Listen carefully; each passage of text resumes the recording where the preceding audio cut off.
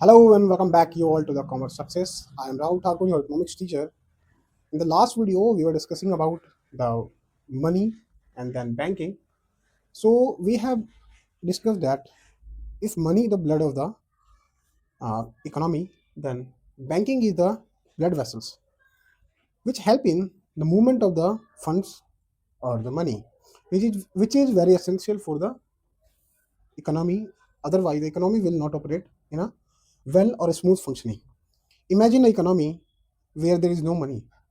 We have read in the money chapter that if there is no money, then it will be very difficult for us to do a transaction.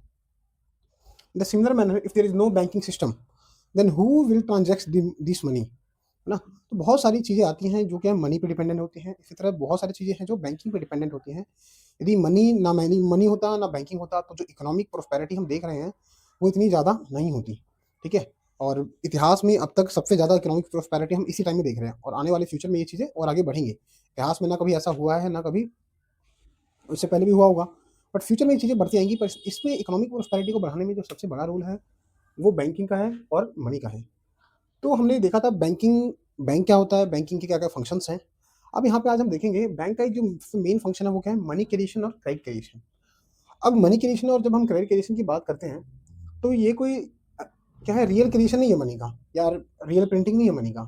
Actually क्या करता है, जो banking system है कुछ इस तरह से को हमने डिजाइन कर रखा है, कुछ उसमें सिस्टमेटिक चीज़ें बना रखी हैं कि वो क्या करते हैं, मनी की यूटिलिटी को, जो मनी है ना उसकी यूटिलिटी मनी यूटिलिटी को इंक्रीज कर देता है। जैसे कि मान लेते हैं हमारे पास या फिर पूरी इकोनॉमी में 1000 रुपये हैं, पर उसी 1000 रुपये को बैंकिंग सिस्टम कुछ इस तरह से घुमाएगा, राउंड ऑफ करेगा कि वो 1000 रुपये 5000 रुपये को काम कर देंगे। क्या ऐसा हो सकता है? बिल्कुल हो सकता है। बैंकिंग सिस्टम के थ्रू ये सारी चीज़ें पॉसिबल हैं और इसी को हम क्या बोलते हैं, मनी क्रिएशन या फिर क्रेडिट क्रिएशन बोलते हैं। और बैंकिंग सिस्टम ये चीज़ भले बाती कर सकता है। अब आओ हम देखते हैं इसको करता बैंकिंग सिस्टम करता कैसे है। और देखो ये चीज़ इसको हम ये भी बोलते हैं, मनी मल्टीप्लायर भी बोलते हैं। क्या कहते हैं हम?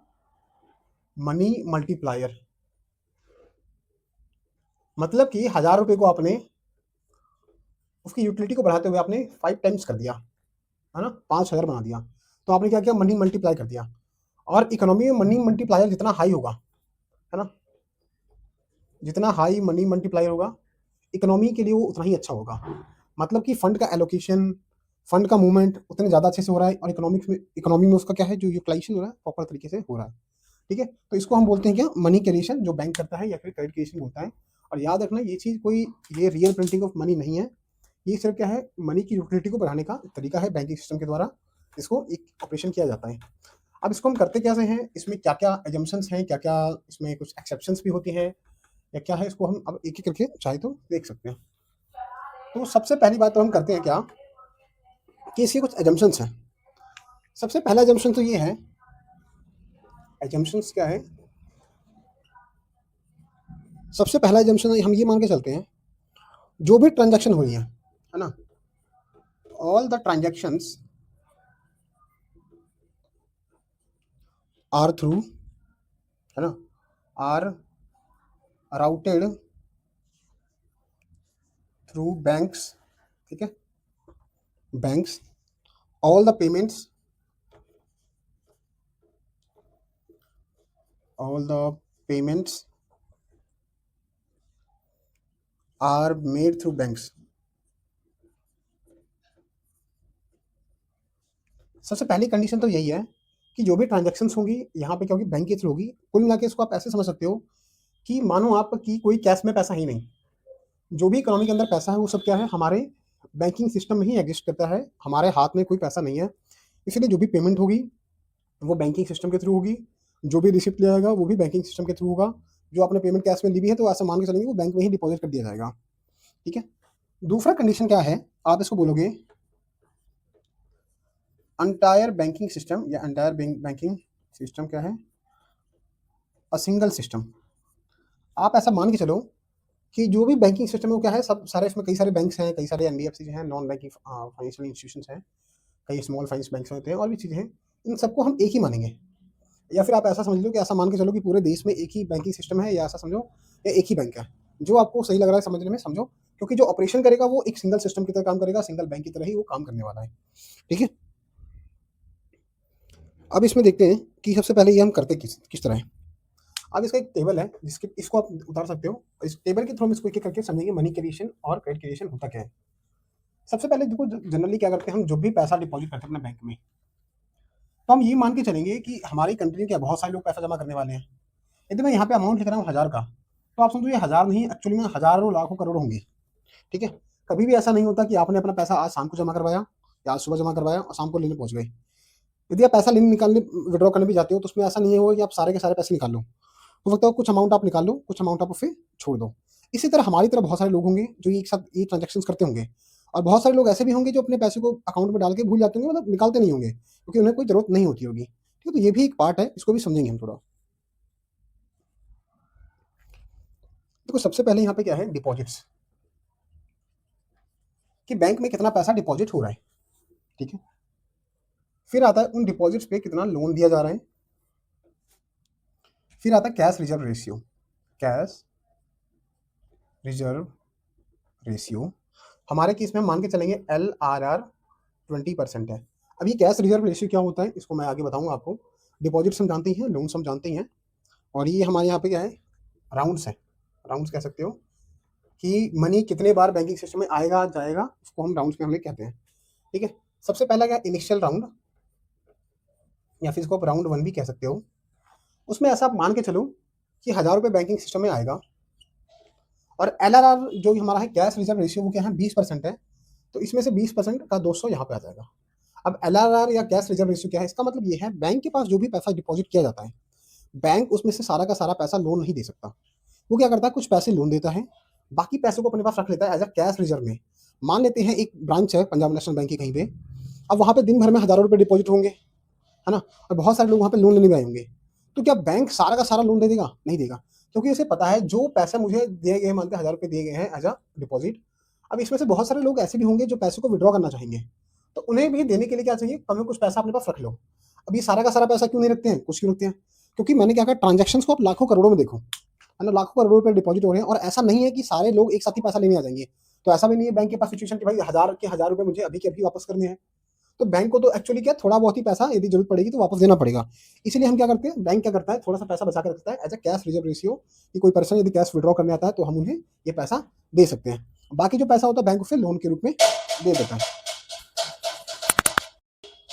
ठीक है, बाकी क्या करता है, बैंक सारा पैसा लोन के रूप में देता है। तो हमारे केस में क्या है, पहले राउंड में 1000 रुपये मान लेते हैं जमा हुए, एक पर्सन ने जमा किए, बैंक ने उसमें से क्या किया, 200 रुपये जो कि इनका कैश रिजर्व रेशियो था उसको रखा, और बाकी का 800 रुपया लोन दे दिया।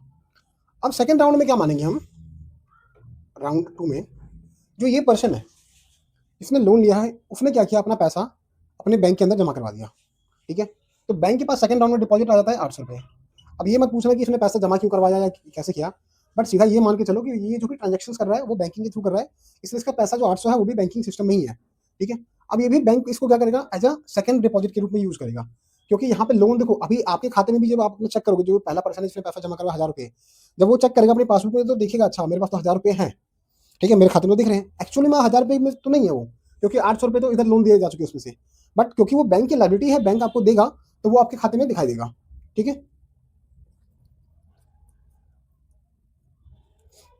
अब इसी तरह क्योंकि 800 रुपये इस आदमी को भी लोन दिए गए इसी पैसे से, बट ये बैंक की जिम्मेदारी है जो उसने लोन दिया है, तो ये यहाँ भी 800 रुपये दिखाएगा और यहाँ भी 1000 रुपये दिखाएगा।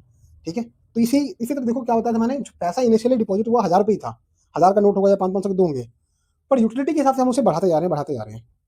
अब 800 का 20% अब दोबारा क्या करेगा, बैंक इसमें से रख लेगा as a cash reserve ratio. ठीक है, जो कि बनेगा 160 रुपया, और बाकी दे देगा 640 रुपया एज अ लोन। फिर नेक्स्ट राउंड में, राउंड 3 में, ये जो 640 रुपये यहाँ पर डिपॉजिट हुए थे, बैंक उन्हें क्या करेगा, लोन देगा, और ये जो पर्सन जिसने लोन लिया उसको बैंक में डिपॉजिट कर देगा। फिर बैंक इसका 20% निकालेगा जो कि हुआ 128 रुपया, और 80% दोबारा क्या करेगा, लोन दे देगा। ठीक है, अब ऐसा हम इसलिए मान के चल रहे हैं, लोन बैंक देने में क्यों सक्षम है, ऐसा मान के चल रहे हैं, ये मत सोचना कि ये लोग जिन्होंने भी पैसा लोन पे लिया पैसे का यूज नहीं करेंगे, वो पैसे का यूज करेंगे, पर हम क्या मान के चल रहे हैं, हजारों लाखों करोड़ों का लोन दिया जा रहा है एक साथ, तो उसका यूटिलाइजेशन धीरे धीरे होगा। जब तक धीरे धीरे यूटिलाइजेशन होगा, बैंक इन ट्रांजेक्शन को कर सकता है। ठीक है, उसके पास इतना है, और इसी तरह से हम देखते रहेंगे, है ना, ये सारे राउंड क्रिएट होते रहेंगे, तो ये पैसा अंत में कितना हो जाएगा, ये जो टोटल डिपॉजिट है जो 1000 रुपये था, इफेक्टिवली ये क्या हो जाएगा 5000 बन जाएगा। मैंने क्या कहा था 1000 रुपये जो वो 5000 बन जाएंगे, 5 टाइम्स हो जाएंगे। वो डिपेंड करता है कितना टाइम्स होगा, वो उस पर डिपेंड करता है, उसको अभी देखेंगे हम। लोन हमने कितना दे दिया उसमें से, जो टोटल डिपॉजिट है उसका हमने 80% लोन दिया है, मतलब कि 4000 रुपये लोन दे दिए और 1000 रुपये हमने यहाँ रख लिया, ठीक है, एज ए कैश रिजर्व। तो समझो जो 1000 रुपये जमा हुआ था उसको हम बढ़ाते बढ़ाते कहाँ ले गए, हमने 4000 का लोन क्रिएट कर दिया, मतलब यूटिलिटी के हिसाब से हमने 4000 का लोन दे दिया। अब 1000 रुपये हमने क्या किया, as a cash reserve ratio रखा। यदि किसी व्यक्ति को जरूरत है तो वो कैश में भी पैसा निकाल के ले जा सकता है। ये आपका मनी क्रिएशन है और ये बहुत ही इंपॉर्टेंट है। इसको आप लिख लो, बेशक पेपर में जरूर आएगा, ये इस तरह से लिख लो, है ना, इंपॉर्टेंट लिख लो, पेपर में जरूर आएगा, है ना, पीएमजे लिख लो, पेपर में जरूर आएगा। ये बहुत हाई चांस होते हैं इसके आने के, हर साल ये 4 5 6 नंबर में फिर क्वेश्चन बनता ही बनता है, ठीक है, इसमें कुछ भी आप नहीं कह सकते। अब हम देखते हैं यहाँ पे कि ये 1000 रुपये 5000 हो जाएंगे, ये हमें कैसे पता था, या हम इसी को कैसे कर सकते हैं, समझ सकते हैं, क्योंकि उसके ऊपर 2 3 नंबर का एक न्यूमेरिकल भी बनता है, जैसे ये भी आ सकता है आपके पास, मतलब डायरेक्ट इस तरह से बनाना पर भी पड़ सकता है। इस साल जो 2026 का बोर्ड था उसमें भी ये क्वेश्चन पूछा गया था। और एक मनी मल्टीप्लायर को भी कभी एक न्यूमेरिकल बन सकता है, ठीक है। तो इस चीज को आप समझो ध्यान से, मनी बैंकिंग का जो चैप्टर है वो बहुत ही इंपॉर्टेंट है। देखो मैंने जो कहा था आपको, जो 1000 रुपये 5000 बन जाते हैं, इसको हम क्या बोलते हैं, मनी मल्टीप्लायर, ठीक है। अब इसके लिए सीधा एक फॉर्मूला है, आपको यूज करना है, मतलब मनी मल्टीप्लायर, या फिर CM कर दो, क्रेडिट मल्टीप्लायर। फॉर्मूला क्या है, 1/LRR। 1/LRR का मतलब क्या है, मैंने बताया था 1 LRR कितना था हमारा, 20%, है ना। अब इसको आप चेंज करोगे तो क्या होगा, ऊपर आ जाएगा 100, क्योंकि परसेंटेज का जो 100 है इधर आ जाएगा, इस तरह समझो आप, फिर आसान समझना है तो 20 काटो 5, तो 5 आ जाएगा। तो ये क्या होता है, जो मनी मल्टीप्लायर है हमारा 5 टाइम्स हो जाएगा। जितना भी LRR है आप उसको नीचे रखो, उससे वो आपको बता देगा कि आपका जो भी है ट्रांजेक्शन, जो मनी है वो कितना टाइम्स हो जाएगा। अब ये तो हो गया मनी मल्टीप्लायर कितना है, जो 1000 रुपये थे, अब उसको 1000 को आप 5 से मल्टीप्लाई कर दो, आपको मालूम चल जाएगा क्या, जो भी हमारा पैसा है वो कितना हो गया, 5 टाइम्स हो गया। आप जितना मल्टीप्लाई को कम करोगे, जैसे मान लेते हैं मैं इसको 10 करता हूँ, मतलब कि 0.10 आ जाएगा, जो कि वो 10 टाइम्स। तो यदि 1000 रुपये में जमा करता तो वो 1000 बन जाता, ठीक है, इफेक्टिवली यूज के हिसाब से। तो जितना मनी मल्टीप्लायर हाई रखना चाहते हो या बनाना चाहते हो तो आपको LRR कम रखना पड़ेगा। LRR कम रखने का मतलब क्या है, आप कम रख रहे हो कैश रिजर्व में और आप ज़्यादा से ज़्यादा लोन दे रहे हो। ज़्यादा लोन मतलब ज़्यादा डिपॉजिट आएगा दोबारा घूम के, फिर से दोबारा ज़्यादा लोन दिएगा, तो इस तरह से चीज़ें चलती हैं, ठीक है। तो इसको समझो आप। अब यहाँ पे एक और चीज़ आती है कई बार हमें कैलकुलेट करने को, कि टोटल डिपॉजिट कैलकुलेट करो कि टोटल डिपॉजिट कितना हुआ होगा। जैसे मैंने 5000 जो कैलकुलेट करके यहाँ बताया था लास्ट वाले टेबल में, इसको भी हम कैसे कैलकुलेट कर सकते हैं, कुछ नहीं है, सिंपल फॉर्मूला है, इनिशियल डिपॉजिट इंटू में 1/LRR, ठीक है। इनिशियल डिपॉजिट 5000 था, 1/20 पर, है ना। अब इसको काट पीट के कितना आ जाएगा, 5000 आ जाएगा, क्योंकि इससे क्या निकल जाएगा, आपको 5 मिल जाएगा, कि आपका जो मनी मल्टीप्लाई हो 5 टाइम्स था, और 1000 को 5 से मल्टीप्लाई करोगे 5 आ जाएगा, मतलब कि आपका इनिशियल डिपॉजिट 5000 था, सॉरी इनिशियल डिपॉजिट आपका 1000 था और जो टोटल मनी मल्टीप्लायर हो गया है वो आपका 5000 हो चुका है। तो इस तरह से जो हमारा टॉपिक था क्रेडिट क्रिएशन का, जो कि एक कमर्शियल बैंक का सबसे बहुत ही इंपॉर्टेंट रोल है, वो हमारा यहाँ पे समाप्त होता है, खत्म होता है। अब इसका नेक्स्ट टॉपिक है वो है सेंट्रल बैंक, उसका सेंट्रल बैंक का रोल क्या होता है, एज अ बहुत सारे रोल्स हैं जिसमें, as a supervisor, as a bankers bank, as a governments bank, और फिर महंगाई को कम करने में भी सेंट्रल बैंक का एक बहुत ज़्यादा रोल है। और हमारे यहाँ पे सेंट्रल बैंक कौन सा, ये आप कमेंट बॉक्स में बताना, हालांकि हम पढ़ेंगे तो मालूम चल जाएगा, बट आप कमेंट बॉक्स में जरूर लिखना, RBI जिंदाबाद, ठीक है। अब हम समझते हैं रोल ऑफ सेंट्रल बैंक।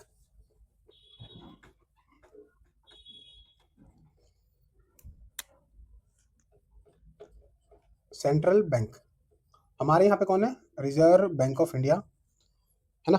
ये क्या होता है, एपेक्स बॉडी होती है, apex body date controls, operates, regulates and directs entire banking system, ठीक है।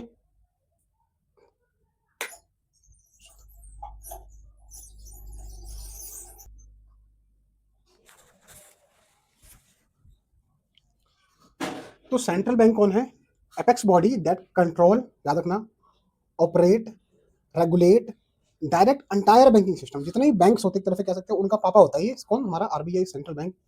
ये सबको कंट्रोल करता है, सभी बैंकिंग सिस्टम को। उन्हें बताता है आपको क्या करना है, क्या नहीं करना, किस तरफ चलना है, किस तरफ नहीं चलना। उनके लिए रूल रेगुलेशंस बनाता है गवर्नमेंट के साथ मिलकर।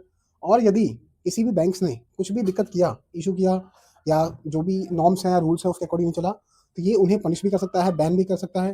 जो नए बैंक्स खुलते हैं उन्हें लाइसेंस भी कौन देता है? आरबीआई ही देता है। तो याद रखना, ये मॉनेटरी पॉलिसी में सबका पिताजी है। ठीक है। अब इसके बहुत सारे फंक्शंस हैं, उन फंक्शंस को हम पहले एक ओवरव्यू ले लेते हैं और फिर उन्हें एक एक करके हम देखेंगे। ठीक है। सबसे पहले आता है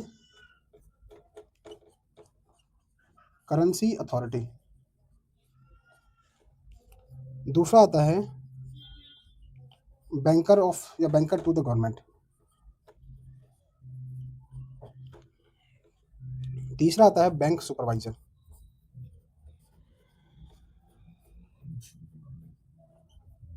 चौथा आता है क्रेडिट कंट्रोल,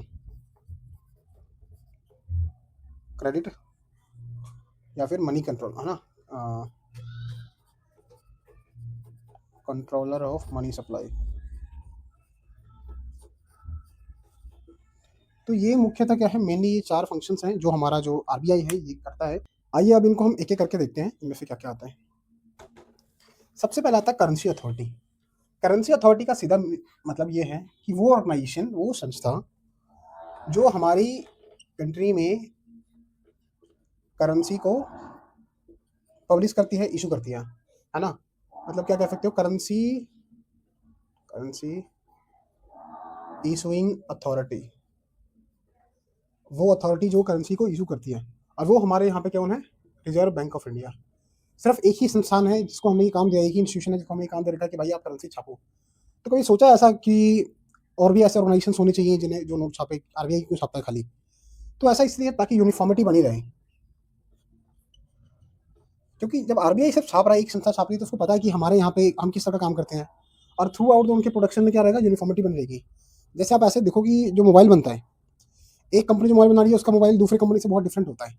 जब बहुत डिफरेंट नहीं होगा तो बहुत फर्क तो होगा ही, और जिससे फर्क से आप समझ सकते हो कि ये दूसरी कंपनी का सामान है और ये दूसरी कंपनी का सामान है। इस तरफ से यदि यूनिफॉर्मिटी नहीं होगी तो यहाँ पे क्या है, नकली नोट आने के बहुत ज़्यादा चांस होंगे, है ना।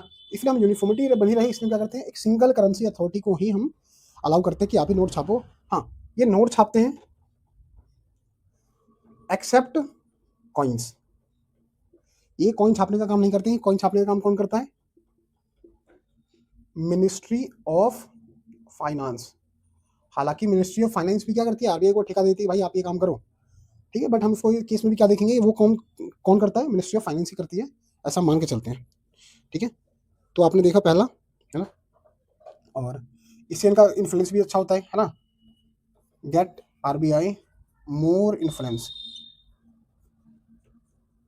ठीक है। अब मान लो बैंक्स हैं, बैंक आरबीआई से पैसा मांगते हैं, कहता भाई आप मुझे पैसा दे दो। मान लो बहुत सारे मल्टीपल ऑर्गेनाइजेशन होते हैं, तो क्या कहता है, अच्छा आप आरबीआई आप नहीं दोगे, मैं किसी और से मांग लूंगा, दूसरे संस्थान से जो नोट छापता है। तो इस तरह से बड़ा, है ना, बदतमीजी सी हो जाती है इकोनॉमी में। तो हमने क्या क्या करना नहीं है, एक ही संस्था है जो नोट छापेगी, उसी को कंट्रोल करेगी, वही कंट्रोल करेगी, वही बॉस बना रहेगा। तो ये थोड़ा ईजी हो जाता है रेगुलेट करने में। ठीक है। अभी क्या करते हैं, stabilization of economy of internal and external value of currency,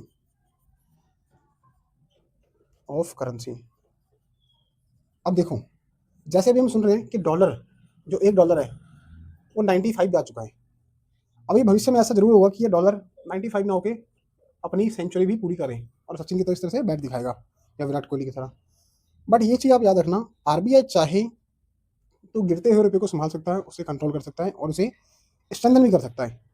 अभी जो एक डॉलर में 95 रुपये मिल रहे हैं, इसका मतलब ये है कि डॉलर की वैल्यू ज़्यादा है, रुपये की वैल्यू कम है ना। तो आरबीआई चाहे तो इसी को कंट्रोल कर सकता है, बट अभी इकोनॉमिक में, ग्लोबल इकोनॉमिक सिचुएशन उस तरह की नहीं है। यदि अभी हम अभी से ही वो मेजर्स लेने लगे तो हमें फ्यूचर में पता नहीं क्या होगा क्या नहीं होगा। तो इसीलिए अभी हम जो हमारे बैंक इकोनॉमिस्ट हैं, हमारे जो गवर्नमेंट है, हमारे जो आरबीआई है, वो अभी उसको फ्री फॉल होने दे रहा है कि देखते हैं वो कहाँ तक जाता है। ये जरूरत पड़ेगी तो वो उसको संभाल भी लेंगे। तो बहुत ज़्यादा नहीं, पर हाँ अच्छा खासा सपोर्ट तो दे सकते हैं चाहे तो। ठीक है। इसके अलावा दूसरा रोल आता है इनका, बैंकर्स टू द गवर्नमेंट। क्या आता है? Bankers to the government. जैसे हमने देखा, हमारा जो अकाउंट होता है, बैंक अकाउंट कहाँ नॉर्मल बैंक्स में होता है, normal commercial bank, Punjab national bank में, एसबीआई में, bank of Baroda, bank of India, Axis bank, HDFC bank, इन सब में होता है। पर गवर्नमेंट भी क्या अपना खाता इसी इन चीज़ों में खुलवाएगी? नहीं। वो उनकी बातचीत क्या है, थोड़ी हाई लेवल की है। तो वो सीधा अपना खाता अकाउंट कहाँ खुलवाते हैं? आरबीआई में। Bankers to the government. जैसे हम अपना पैसा जमा करते हैं, विड्रॉ करते हैं, कहाँ पे? नॉर्मल बैंक्स में।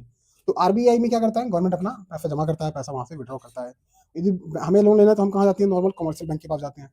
यदि हमारी गवर्नमेंट को लोन लेना है, चाहे स्टेट गवर्नमेंट है या सेंट्रल गवर्नमेंट है, तो वो कहाँ जाएंगे? वो सीधा कहाँ जाएंगे? सेंट्रल बैंक के पास जाएंगे। ठीक है। जो काम हमने पढ़े थे बैंकिंग के, जो बैंक्स के फंक्शंस हैं, जो बैंक हमारे लिए करता है वही काम वो क्या करता है, जो सेंट्रल बैंक है वो हमारे गवर्नमेंट के लिए करता है। ठीक है। जैसे पेमेंट कलेक्ट करना, ओवरड्राफ्ट देना, ये सारी चीज़ें ये काम करता है। ठीक है। तो इसमें देखते हैं क्या क्या और चीज़ें हैं, है ना।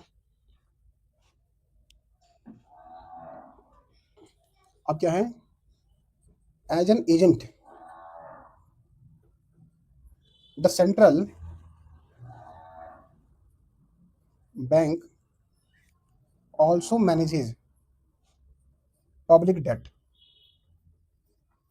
ठीक है। इसको आप थोड़ा नॉर्मली भी बुक में पढ़ोगे तो समझ में आ जाएगा, बहुत ज़्यादा इसमें कॉम्प्लेक्स चीज़ें नहीं है, बट फिर भी मैं आपके लिए कुछ ना कुछ यहाँ पे लिख रहा हूँ। ठीक है।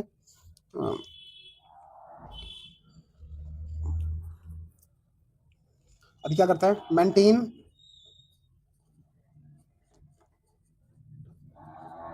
Current account of government accept receipt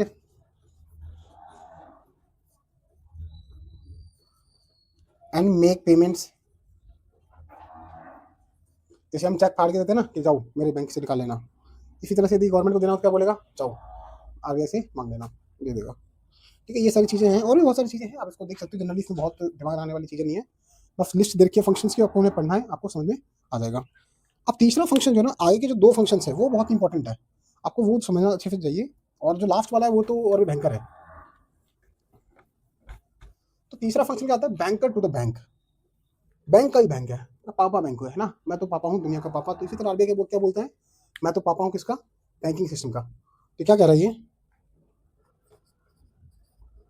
bankers bank and supervisor. अब बैंकर्स बैंक होने का भाई सबसे पहला जिम्मेदारी निभाएगा पिताजी हैं, तो जिम्मेदारी तो निभाना पड़ेगा। पहला क्या है? Custodian of cash reserve. आता है custodian of the cash reserve. Cash reserve का मतलब क्या होता है? मैंने बताया था आपको कि जो भी सेंट्रल बैंक है वो क्या कहता है, कमर्शियल बैंक को कहता है आपको कुछ ना कुछ पैसा अपने पास रखना पड़ेगा, इन केस कोई कस्टमर आपसे कैश विड्रॉ करने आता है तो उसको जरूरत पड़ेगी वहाँ पे। अब इसको बोलते हैं हम लिक्विडिटी रिजर्व रेशियो, SLRR। अब इसके जनरली दो पार्ट होते हैं। SLR इसको बोलते हैं स्टैट्यूटरी लिक्विडिटी रेशियो, और दूसरा होता है CRR, क्या? Cash reserve ratio. Under the SLR statutory liquidity ratio, bank को अपने पास रखना होता है पैसा कुछ परसेंट, जैसे हमने कहा था ना 20%, तो उसका 20% का कुछ आधा पैसा मान लेते हैं किसमें, आपको क्या खुद के पास रखना पड़ेगा, और कुछ परसेंट पैसा आपको बैंक आरबीआई के पास जमा करवाना पड़ेगा। इन केस कई बार बैंक के फाइनेंशियल्स बिगड़ते हैं, बैंक पैसा लेकर डूबता है, तो वहाँ पे कैसे जुगाड़ होगा उसका, फिर हम उसको किस तरह से मैनेज करेंगे? तो इसीलिए क्या करता है, एज ए सिक्योरिटी कह सकते हो या जो कहना आपको कह सकते हो, बैंक को आरबीआई कहता है, सेंट्रल बैंक कहता है कि आपको क्या करना पड़ेगा, कुछ पैसा तो आपको अपने पास रखना पड़ेगा हरदम, ताकि जो भी कैश रिक्वायरमेंट्स हैं लोगों की वो मीट हो सके, और कुछ पैसा एज ए सिक्योरिटी आपको हमारे पास रखना पड़ेगा। इस पैसे को रखने के का जो रीजन है वो कुछ और भी रीजन है, कई और भी रीजन है, बट एक रीजन ये है। तो ये क्या? Custodian of the cash reserve ratio, मतलब जो आप पैसा कहाँ रखोगे अपना, तो आप आरबीआई के पास रखोगे, इसलिए वो क्या है? Custodian of the cash reserve है। दूसरा यहाँ पे आता है, दूसरा यहाँ पे आता है lender of the last resort. Lender of the last resort का सीधा मतलब है, ये क्वेश्चन आता है कि lender of the last resort का क्या मतलब है? इसका ये मतलब है सीधा, जब बैंक्स को पैसे की जरूरत होती है, उन्हें कहीं पैसा नहीं मिलता, तो कहाँ पे आते हैं? अपने पिताजी के पास। पिताजी पिताजी, डैडी डैडी, है ना, I want money. So RBI is the lender of the last resort. जब कहीं पैसा नहीं मिलता किसी बैंक को, कहाँ आते हैं? आरबीआई के पास आते हैं। इसलिए फिर क्या बोलते हैं? Last resort. रिजॉर्ट मतलब सहारा, अंतिम सहारा है ये उसका। ठीक है। तो ये भी एक है। तीसरा फंक्शन क्या है इसमें, जो सब फंक्शन है, क्लियरिंग हाउस का। क्लियरिंग हाउस का क्या मतलब है? जैसे कि मान लेते हैं आपका अकाउंट है पीएनबी में, आपके फ्रेंड का अकाउंट है एसबीआई में, जो पहला फ्रेंड है मान लेते हैं, और आपकी गर्लफ्रेंड का अकाउंट है बैंक ऑफ बड़ौदा में। अब आपने क्या किया, अपने दोस्त को एक चेक दिया कि ले भाई 1,000 का चेक, अब आपके दोस्त ने क्या किया, आपने अपने दोस्त को दिया ना, अब आपका दोस्त जो ये चेक जिसको मिला है bank of Punjab national bank का, वो क्या करेगा, वो तो उसका अकाउंट तो एसबीआई में है। अब वो जाके जैसे ही पीएनबी में जाके जमा करवाएगा, या कहाँ जमा करवाएगा, वो अपने जो है बैंक के ब्रांच में जाके पैसा जमा करवाएगा। फिर क्या करेगा, आरबीआई सॉरी एसबीआई, क्या है, आरबीआई को रिक्वेस्ट डालेगा, आरबीआई पर बैठा है, बोलेगा देखो जी हमारे पास रिक्वेस्ट आई है कि पंजाब नेशनल बैंक से 1 लाख रुपए हमें लेने हैं। तो ये कहेगा ठीक है भाई दे देंगे, क्या दिक्कत है इसमें।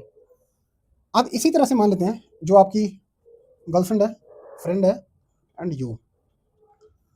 तो आपकी गर्लफ्रेंड ने क्या किया, आपको मान लेते हैं उसने आपको 1.5 लाख का चेक दिया। अब आप पहुंच गए कहाँ, अपने पंजाब नेशनल बैंक में। अब पंजाब नेशनल पहुंचेगा क्या, फिर आरबीआई के पास। तो आरबीआई क्लियरिंग हाउस का काम कर रहा है, सेटलमेंट करवा रहा है उनके बीच में, ठीक है। ये आपस में ट्रांजेक्ट नहीं करेंगे, आरबीआई इनको ट्रांजेक्ट करके देगा। किस तरह का देखा वो देखो। अब ये बोलेगा जी देखो हमें तो बैंक ऑफ बड़ौदा से कितने रुपए चाहिए, 1.5 लाख रुपए चाहिए, क्या चाहिए, चलो ठीक है करते हैं जुगाड़। अब जो एसबीआई वाला है, अब ये क्या कर रहा है, आपका जो फ्रेंड है एक्चुअली में ये आपकी गर्लफ्रेंड के ऊपर क्या कर रहा है, अच्छा खासा पैसा खर्च कर रहा है, मान लो 2.5 लाख रुपया उसने चेक डाल दिया। अब ये लेके गई कहाँ पे, आरबीआई के पास। तो अब आरबीआई देखेगा कि भाई मेरे को पास तो बैंक ऑफ बड़ौदा से आया है रिक्वेस्ट कि एसबीआई से 1.5 लाख रुपए काट लो, वो 2.5 लाख काट लो। पंजाब नेशनल बैंक से आया रिक्वेस्ट कि बैंक ऑफ बड़ौदा से 1.5 लाख काट लो। एसबीआई से रिक्वेस्ट आएगी पंजाब नेशनल से कितना काट लो, 2 लाख काट लो। तब इनका सेटलमेंट देखेगा, अच्छा पंजाब वाले उसे कितना काटना है, 1 लाख काटना है और 1.5 लाख जमा करने हैं, माइनस में 1 लाख करना है, 1.5 लाख जमा करना है। एसबीआई से कितना करना है, 1 लाख जमा करने हैं और 2.5 लाख काटना है, ठीक है। अब बैंक ऑफ बड़ौदा में कितने करने हैं, 1.5 लाख काटने हैं और 2.5 लाख जमा करने हैं।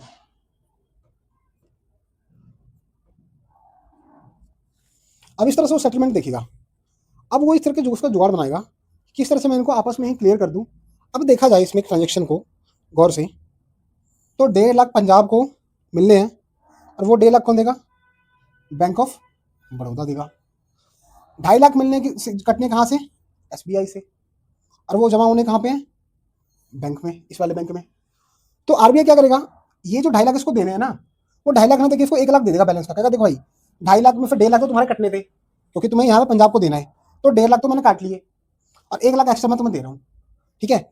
इसी तरह जो हमारा ये नाम है, क्या नाम है, पंजाब वाले को, पंजाब को ही बोलेगा देखो भाई 1 लाख मुझे कटने थे, 1.5 लाख तुम्हें मिलने थे, मतलब कि मान लो इसको सेटल करके मैं कितना तुम्हें 50,000 तुम्हारे अकाउंट में प्लस कर देता हूँ लास्ट में। तो इस तरह से वो क्या करता है, सेटलमेंट करता है बैंक के बीच में। जैसे कई बार होता है ना, इसको उसको इतना देना है, उसको उतना देना है, उसको उतना देना है, तो आपस में देख लेते हैं किसको कितना देना है, नेट बैलेंस, और फिर उसके बाद हम काम करते हैं। तो इसी तरह क्या करता है, जितने भी चेक्स आते हैं उन सबको क्या करता है आरबीआई एज ऊपर बैठ के क्लियरिंग हाउस के रूप में काम करता है। और उनके पास जो ये रिजर्व रेशियो होता है ना, जो कैश रिजर्व रेशियो, ये उसी की मदद से काम करता है। और कई बार आपने ये भी देखा होगा कि बैंक सुबह 10 बजे खुलती है, मतलब 9:30 तक खुल जाता है, पर 10 बजे से लेकर 4 बजे तक काम करते हैं, उसके बाद बंद हो जाता है। ऐसा हमें लगता है कि बैंक बंद हो गया, पर बैंक 6 बजे बंद होता है, 6 या 5:30 के आसपास बंद होता है। एक्चुअली 4 के बाद वो क्या है, पब्लिक डीलिंग बंद कर देते हैं और इंटरनल जो ऑफिस का काम होता है वो करते हैं। इसमें ये सारे काम होते हैं, डॉक्यूमेंटेशन के काम होते हैं, आपका आधार कार्ड लिंक हो गया करना या केवाईसी करना होगा, ये सारी चीज़ें होती हैं उनकी, ठीक है। तो आई होप आपको ये क्लियरिंग हाउस का समझ में आ गया होगा। यदि समझ में ना आया हो फिर एक वीडियो को दोबारा रिपीट करके आप देख लेना, और आप पढ़ोगे तो और अच्छे समझ में आ जाएगा, ठीक है। ये मिनट तक नहीं। अब इसके अलावा हम कुछ और चीज़ों को देखते हैं जो हमारा जो कॉमर्शियल बैंक के लिए या फिर इकोनॉमी के लिए आरबीआई करता है, वो किस तरह से है, अब उसको देखते हैं।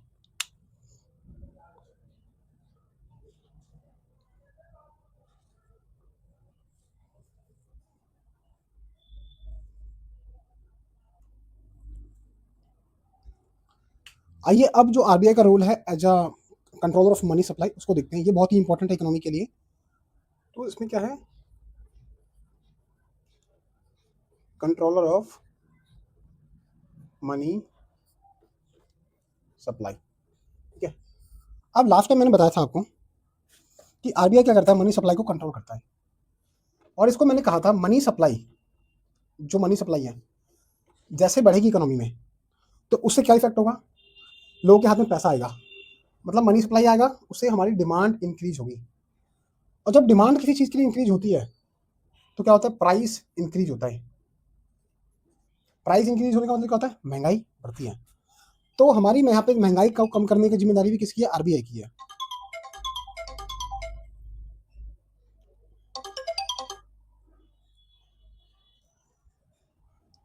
एक बार मनी सप्लाई को समझते हैं। मनी सप्लाई जब बढ़ती है तो डिमांड बढ़ता है। मनी सप्लाई के बढ़ने का क्या मतलब है कि जनता के हाथ में पैसा आ रहा है।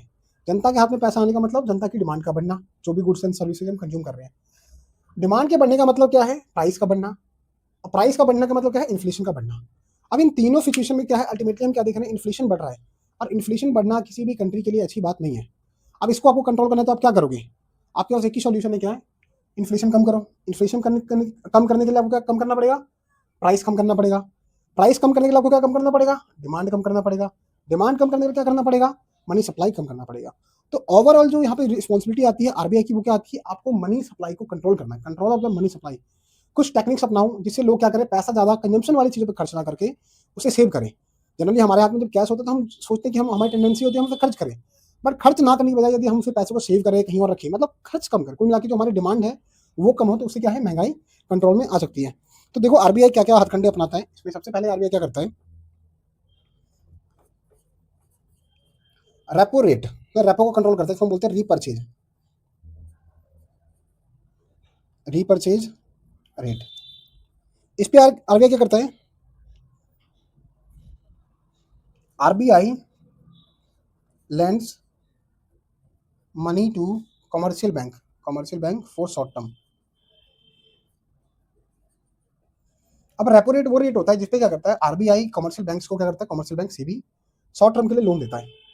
अब जब मानो आप रेपो रेट कम है, रेपो रेट क्या है, लो है, तो बैंक क्या करेंगे, ज्यादा से ज्यादा पैसा क्या करेंगे, उधार लेंगे, किससे, आरबीआई से, और लोन दे देंगे कि भाई लो, ज्यादा से ज्यादा लोन लो। और लोगों को लोन भी सस्ते मिलेगा तो लोग ज्यादा लोन लेंगे। लोन लेंगे तो क्या है, मनी सप्लाई बढ़ेगी, डिमांड बढ़ेगी, इन्फ्लेशन बढ़ेगा। तो आरबीआई क्या करता है भाई, इसको कंट्रोल करते हैं। जब आरबीआई को मनी सप्लाई बढ़ानी होती है तो क्या करता है, रेपो रेट को डिक्रीज करेगा तो मनी सप्लाई इंक्रीज हो जाएगी। ठीक है, ये मैंने पूरा सीक्वेंस दिखाया आपको। अब इसी में यदि आप रेपो रेट को बढ़ा दो तो मनी सप्लाई घट जाएगी। क्यों? क्योंकि पहले रेपो रेट जो था, मान लेते 6% था, अब वो 8% हो गया। तो बैंक्स के लिए आरबीआई से लोन लेना थोड़ा महंगा हो चुका है। जब आपने पैसा ही महंगे रेट पे लिया है तो आप आगे लोन भी क्या करोगे, महंगी कीमत पे दोगे। जब महंगी कीमत पे लोन मिलेगा कस्टमर्स को तो वो क्या करेंगे, कम लोन लेना चाहेंगे। जब कम लोन लेना चाहेंगे तो मनी सप्लाई कम हो जाएगी। जब मनी सप्लाई कम होगी तो डिमांड कम हो जाएगी। जब डिमांड कम होगी तो इन्फ्लेशन कम होगा। इस तरह से हम क्या कर सकते हैं, महंगाई को कंट्रोल कर सकते हैं। ठीक है, तो रेपो रेट का यहाँ पे ये रोल होता है। अब इसके अलावा क्या होता है, बैंक रेट होता है या डिस्काउंट रेट होता है, जो कि सेम क्या करता है, इसी तरह फंक्शन करता है।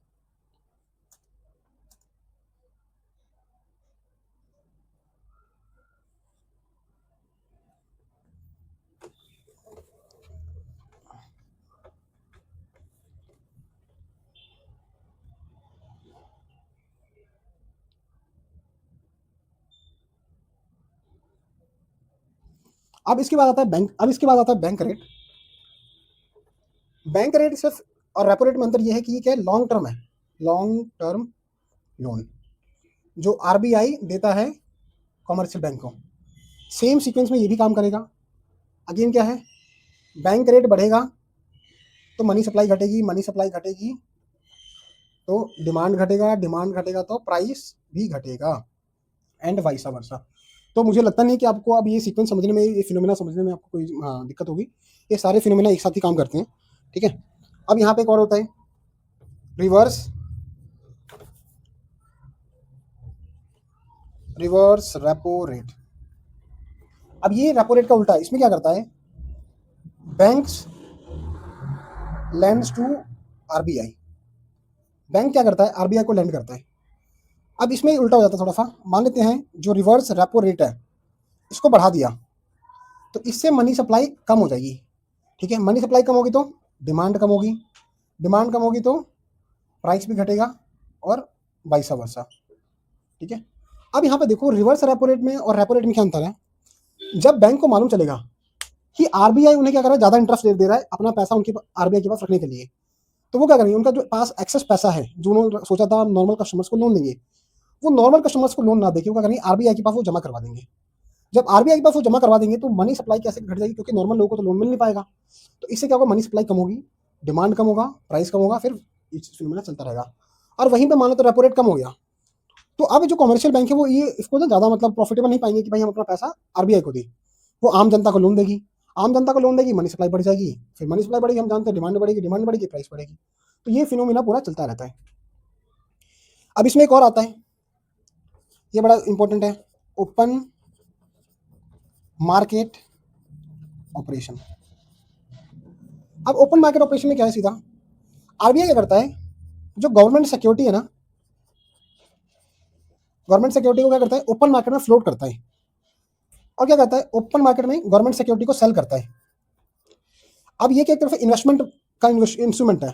अब आपने देखा कि भाई गवर्नमेंट सिक्योरिटी है तो इन्वेस्टमेंट का बड़ा अच्छा मौका है, इंटरेस्ट अच्छा मिलेगा। तो जब आरबीआई इसको सेल करेगी तो मनी सप्लाई कम हो जाएगा। क्यों? क्योंकि लोग जब गवर्नमेंट सिक्योरिटी को खरीदेंगे तो बदले में क्या करेंगे, गवर्नमेंट सिक्योरिटी वाला कागज अपने पास रखेंगे और पैसा क्या करेंगे, आरबीआई को दे देंगे। तो अल्टीमेटली उनके पास क्या होगा, मनी सप्लाई कम हो जाएगी। जब मनी सप्लाई कम होगी तो डिमांड कम हो जाएगी, डिमांड कम होगी तो हम जानते हैं प्राइस कम हो जाएगा। अब यहीं पे यदि बाई करेगा वो, अब मान लेते हैं जब कभी आरबीआई को क्या करना है, अब मनी सप्लाई बढ़ानी है, तो कहेगा मैं गवर्नमेंट सिक्योरिटी जो हमने बेचा था बहुत पहले, हम उसे बाई करते हैं। तो बाई करेगा तो क्या करेगा, कागज जो आरबीआई ने उनको दिया था वो लौटा देगा, मतलब उनसे ले लेगा, और पैसा क्या करेगा, जनता को वापस दे देगा। तो जनता के पास क्या, मनी सप्लाई बढ़ जाएगी। जब मनी सप्लाई बढ़ेगी डिमांड बढ़ेगी। जैसे कई बार हम एफडी उफडी तोड़ते हैं तो हम कहीं ना कहीं खर्च करते हैं उसे, चाहे शादी करे, गाड़ी ले, या कुछ भी करे, या पेंशन का पैसा भी आता है ना, कई बार जो मोटा पैसा आता है तो लोग कुछ ना कुछ खर्च करते हैं, चाहे घर ले, कुछ भी करे। तो इसी तरह यहाँ भी सेम चीज होगी, तो डिमांड बढ़ेगी, डिमांड बढ़ेगी तो हम जानते हैं प्राइस बढ़ेगा। और इस तरह से क्या करता है आरबीआई, ये चार इंस्ट्रूमेंट की मदद से क्या करता है, कहीं ना कहीं वो कंट्रोल करता है हमारी मनी सप्लाई को। जैसे क्या है, देश में महंगाई को कंट्रोल किया जा सके। जब हम कहते हैं ना महंगाई बहुत बढ़ रही है, महंगाई बहुत बढ़ रही है, तो महंगाई को कंट्रोल करने का सबसे आसान तरीका क्या है, आप चीज़ों की डिमांड को कम कर दो। ऑल दो इससे इकोनॉमी पे फर्क पड़ता है, क्योंकि जब डिमांड नहीं होगी तो लोगों को ग्रोथ, जो इंडस्ट्रीज है वो ग्रो नहीं करेंगी, है ना, वहाँ पे जो लोग काम कर रहे हैं उन्हें एम्प्लॉयमेंट में मतलब नुकसान होगा, क्योंकि जब कंपनी का डिमांड ही नहीं प्रोडक्ट का, तो कंपनी लोगों को काम पे क्यों रखेगी। जब काम पे नहीं रखेगी तो लोग फिर क्या होंगे, बेरोजगार हो जाएंगे। जब बेरोजगार हो जाएंगे तो उनके पास अगेन पैसा नहीं है खर्च करने को। तो ऐसे ही पहले आपने कहा था डिमांड कम करने को, अब तो पैसा बिल्कुल है ही नहीं, तो फर्दर डिमांड कम हो गई। और फिर जब वो जिन चीज़ों की डिमांड कम करेंगे तो अगेन जो वो इंडस्ट्री है वो बंद होगी। इस तरह से पूरा क्या है, डोमिनो इफेक्ट देखने को मिलता है हमें। ठीक है, बट हम यहाँ पे देखते हैं कि किसी हद तक किया जाता है, और जो हमारे इकोनॉमिस्ट होते हैं, आरबीआई होती है, सोच समझ के करते हैं कि किस लेवल तक इसको किया जा सकता है और किस लेवल तक इसको नहीं किया जा सकता। ठीक है, मैंने आपको लीगल रिजर्व रेशियो के बारे में बता चुका हूँ मैं, लीगल रिजर्व रेशियो। अब इसमें दो थे, CRR और एक था SRR। CRR का मतलब क्या था, कैश रिजर्व रेशियो, जो बैंक क्या करता है आरबीआई के पास जमा करवाता है, और SLR जो अपने पास रखता है, कमर्शियल बैंक के खुद के पास होता है। अब इनके बढ़ने और घटने से भी क्या होता है, जैसे मान लेते हैं LRR को बढ़ा दिया, तो पहले बैंक मान लेते हैं 100 में से 80 रुपये लोन दे पा रहा था और 30 रुपये अपने पास रखता था, सॉरी 20 रुपये अपने पास रखता था। अब वो क्या करेगा, 100 में से मान लेते इसको बढ़ा दिया तो 70 रुपये लोन दे पाएगा, सिर्फ 30 रुपये अपने पास रख पाएगा, सॉरी हाँ 70 रुपये लोन दे पाएगा और 30 रुपये अपने पास रख पाएगा। मतलब कि अब क्या है, पहले से लोन कम बटेगा। तो जब लोन कम बढ़ेगा तो ऑब्वियसली बात है मनी सप्लाई कम हो जाएगी, मनी सप्लाई कम होगी तो डिमांड कम होगी, तो डिमांड कम होगी तो प्राइस कम होगी। यदि LRR को कम कर दिया जाए, मतलब बैंक पहले 100 में से 80 रुपये लोन दे रहा था, मान लेते हैं 20 रुपये अपने पास रख रहा था, तो अब क्या है वो 90 रुपया लोन दे सकता है और 10 रुपये ही अपने पास रखेगा। मतलब बैंक ज़्यादा लोन दे रहा है, तो अगेन मनी सप्लाई बढ़ी, डिमांड घटी, प्राइस, मनी सप्लाई बढ़ा, सॉरी डिमांड बढ़ा, प्राइस भी बढ़ा। तो इस तरह से ये इफेक्ट हमें देखने को भी मिलता है। ठीक है, इसमें एक और कॉन्सेप्ट आता है, ये भी बड़ा मतलब इंटरेस्टिंग है, इसको हम बोलते हैं मार्जिनल रिक्वायरमेंट। क्या बोलते हैं, मार्जिनल रिक्वायरमेंट।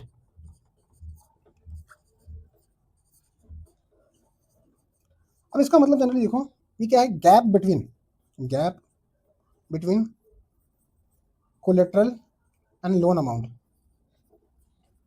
अब आपने देखा होगा जनरली, आप जब भी लोन लेने जाओगे तो आपको कुछ ना कुछ वहाँ पे कोलेटरल रखना पड़ेगा, कुछ ना कुछ चीज़ें गिरवी रखनी पड़ेगी मॉर्गेज के रूप में। मान लेते हैं आपने अपनी गाड़ी रखी है ना, आपके पास थी कोई महंगी सी गाड़ी जिसकी कीमत 80 लाख रुपए, तो आपको क्या लगता है बैंक आपको 80 लाख लोन दे देगा? नहीं देगा ना, वो उसका 60 लाख रुपए देगा मान लेते हैं। तो ये जो 20 लाख का गैप है, यही आपका क्या है, मार्जिनल रिक्वायरमेंट है। यदि आरबीआई ने मार्जिनल रिक्वायरमेंट बढ़ा दिया तो जो लोन आपको पहले 60 लाख रुपए मिल रहा था वो अब आपको 60 लाख नहीं मिल के क्या मिलेगा, मान लेते हैं 50 लाख ही मिलेगा। तो मनी सप्लाई कितनी, 10 लाख से कम हो गई। जब मार्जिनल रिक्वायरमेंट बढ़ाया तो मनी सप्लाई घट गई, डिमांड घटा, तो फिर प्राइस भी घट जाएंगी चीज़ों की। और वहीं पे यदि मान लेते हैं हमने मार्जिनल रिक्वायरमेंट को घटा दिया, हमने कहा जो लोग लोन लेने आते हैं ना भर भर के लोन दो, मतलब कि आरबीआई कह रहा है जो 80 लाख का असेट है उसके बदले आप क्या करो 75 लाख का लोन दे दो, मतलब कि लोगों के पास अब ज़्यादा मनी सप्लाई आएगा, पैसा ज़्यादा आएगा, तो डिमांड भी बढ़ेगी। जब डिमांड बढ़ेगी तो प्राइस भी बढ़ेगा, प्राइस बढ़ेगा मतलब महंगाई का बढ़ना। ठीक है, तो ये हमारी कुछ चीज़ें थी जिनको हम देखते हैं किस तरह से क्या करता है बैंक काम करता है। ठीक है, और इसमें से कुछ चीज़ें हैं जो उसे हम बोलते हैं क्वालिटेटिव कंट्रोल, कुछ चीज़ों को हम बोलते हैं क्वांटिटेटिव कंट्रोल। क्वालिटेटिव कंट्रोल में क्या करता है आरबीआई, रेट्स को डाउन करता है ना, रेट्स को जैसे भी हमने देखा आरबीआई ने क्या किया, रेट्स को अप डाउन कर दिया, और उससे जो चीज़ें इन्फ्लुएंस होती हैं वो उसमें काम करता है और मनी सप्लाई को कंट्रोल करता है। पर इसके अलावा कुछ क्या है मॉरल क्वालिटेटिव चीज़ें भी होती हैं, जैसे कि आरबीआई हो सकता है सीधा बैंक को बोल दे भाई देखो ऐसा है कि इस पर्टिकुलर पर्सन को आप लोन मत दो, जैसे वो नीरव मोदी विजय माल्या सब लेके भाग गए, अब इसी की उसके तरह कुछ और भी सस्पेक्ट लोग होंगे, तो आरबीआई उन्हें बैन कर सकता है, मना कर सकता है भाई इस तरह इन लोगों को आप लोन मत दीजिए। या फिर आरबीआई किसी इसको क्रेडिट राशनिंग भी कर सकता है, मतलब राशनिंग का मतलब क्या होता है, आरबीआई बोलेगा देखो भाई हमारे यहाँ पे जो किसान हैं, विद्यार्थी हैं जो एजुकेशन लोन लेना चाहते हैं, जो होम लोन लेना चाहते हैं, उन्हें प्रायोरिटी में रखो और उन्हें आप ज़्यादा लोन दो या उन्हें आप लोन दो। ठीक है, तो इस तरह से क्या है वो क्रेडिट राशनिंग कर रहा है ना, मनी सप्लाई को एक पर्टिकुलर सेक्टर में बढ़ा रहा है या घटा रहा है। जैसे किसान है, उन्हें ट्रैक्टर खरीदना है, फर्टिलाइजर चाहिए, और भी चीज़ चाहिए, इंस्ट्रूमेंट चाहिए, उसके लिए हम उन्हें लोन दे सकते हैं। या फिर जो नए नए स्टार्टअप्स हो रहे हैं उनके लिए भी लोन देना है तो वो भी हम दे सकते हैं। ये सारी चीज़ें भी हम देखते हैं कि आरबीआई करता है, जिसको हम बोलते हैं क्या क्वालिटेटिव मेजर्स बोलते हैं। ठीक है, इसके बाद हमारे पास एक लास्ट टॉपिक आता है कॉमर्शियल बैंक और सेंट्रल बैंक के बीच का डिफरेंस। इन डिफरेंस को आपकी बुक में भी दे रखा है, आप इसको देख सकते हो आराम से, इसमें कोई बहुत ज़्यादा दिमाग लाने की जरूरत नहीं है। ये जनरली क्या है नॉर्मल बैंक है, कॉमर्शियल बैंक है, ये एक एपेक्स बॉडी है।